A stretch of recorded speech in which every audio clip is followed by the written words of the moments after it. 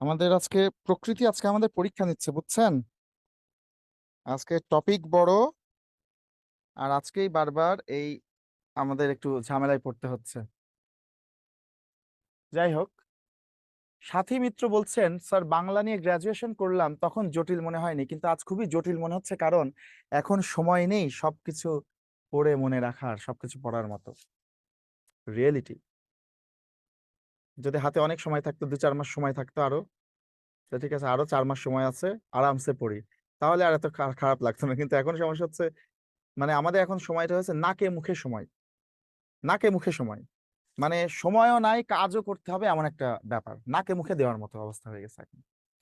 কিন্তু এই নাকে মুখে দিয়েই কমপ্লিট করতে হবে, কিছু করার নাই আর কি।